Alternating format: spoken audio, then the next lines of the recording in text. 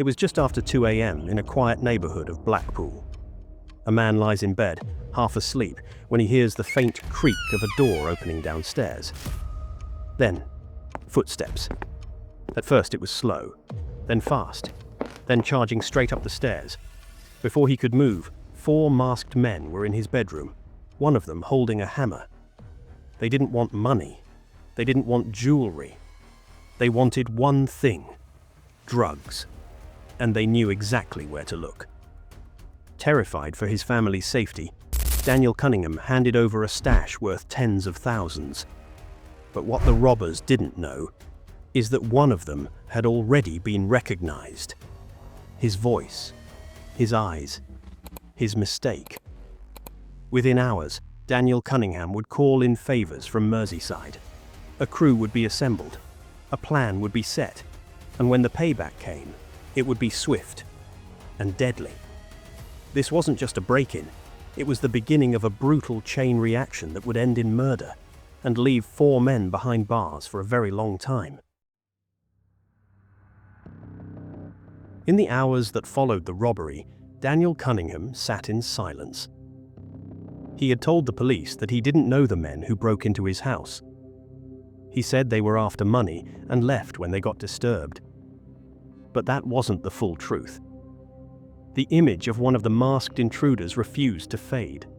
The voice and eyes were unmistakably familiar and full of recognition. The more he replayed it in his mind, the clearer it became. He knew that man. His name was John Hutchinson, a known drug user, often reliant on robbing others to feed his own addiction. In the underworld of Blackpool, Hutchinson had built a reputation for taxing dealers, taking what he could, regardless of the consequences. But this time, the consequences were coming. Then, after some time, Daniel Cunningham made a call. On the other end was Lee Clark, a trusted associate from Merseyside. The message was brief, but urgent. "It's John. I need him found." Clark didn't hesitate. He reached out to a contact in Blackpool, Darren McCabe. While McCabe had little to his name, he had one critical asset: information. He knew people, knew the streets, and knew how to get answers quickly. Within the hour, Hutchinson's location had been passed on. Daniel Cunningham wasn't going to let this go. By midday, he was already on his way to Blackpool. And he wasn't alone. With him was David Bonn, another figure with a history of violence. The group wasn't just looking to recover what was stolen. This was about pride, about retaliation. They weren't planning to call the police. They were planning to act. What had been taken would be reclaimed. But more than that, a message would be delivered, and it would be written in blood. By the evening of April 10th, 2023, Daniel Cunningham and his crew were ready to strike. Lee Clark had borrowed a grey Ford Fiesta from his girlfriend. He picked up David Bonn first, then met up with Cunningham. They all travelled to Blackpool, where another man, Darren McCabe, was waiting. McCabe had already found out where John Hutchinson was staying. He now agreed to drive them to and from the flat. This wasn't just about getting the stolen drugs back. This was personal. They brought weapons with them: a hammer, a metal baton, and a heavy wooden stick. The hammer, in particular, had a clear message. It was the same kind of weapon used to threaten Cunningham during the robbery. Now, he was using it to send a warning of his own. At around 6:50 p.m., they arrived outside Hutchinson's flat. Inside, Hutchinson had the drugs they were looking for. He had planned to wait a few days, then quietly sell the stash. He had no idea what was coming. Cunningham, Clark, and Bonn broke in through the kitchen window. As soon as Hutchinson realized what was happening, he tried to run. But he didn't get far. Bonn struck him hard in the back with the hammer, knocking him down. The others joined in, beating him with the other weapons. Bleeding and hurt, Hutchinson gave up the location of the drugs. The men grabbed the stash and ran. A neighbor had seen them going in and had already called the police. But by the time officers arrived, the flat was empty. apart from Hutchinson, injured and left on the floor. McCabe was waiting nearby in the car. He picked up the others and drove them away. The gang believed they'd sent a clear message: don't steal from Daniel Cunningham. But what they didn't realize was that Hutchinson was worse off than he looked. Inside, he was bleeding badly, and time was running out. After the gang left, John Hutchinson was badly hurt, but still alive. When police arrived at his flat, they found him bruised and shaken, but he told them he was fine. He refused medical help.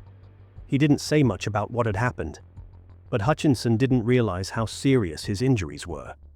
The hammer blow to his back had broken one of his ribs. That broken rib had pierced his spleen, causing heavy internal bleeding. He didn't feel it straight away, but inside his body was shutting down. Later that evening, just after 8:30 p.m., Hutchinson collapsed. He went into cardiac arrest. An ambulance rushed him to hospital, but it was too late. He died not long after arriving. The police now had a death on their hands, and they began working quickly. They started piecing things together, checking CCTV near the flat, reviewing Hutchinson's phone, and tracking movements from earlier in the day. One key clue came from his messages. On the night of the robbery, Hutchinson had texted a friend about going out to graft, a slang term for robbing or making quick money. That message placed him at the start of this chain of events.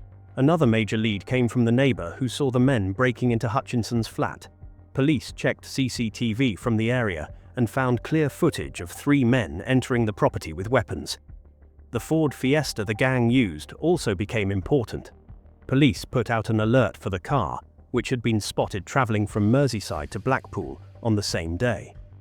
The car's number plate and registered owner gave detectives more links between Cunningham, Clark, and Bonn.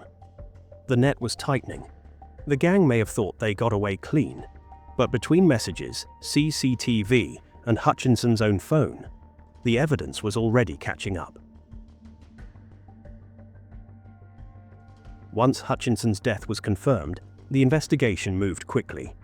An autopsy revealed the cause: a hammer blow to the back that had broken a rib, which in turn pierced his spleen.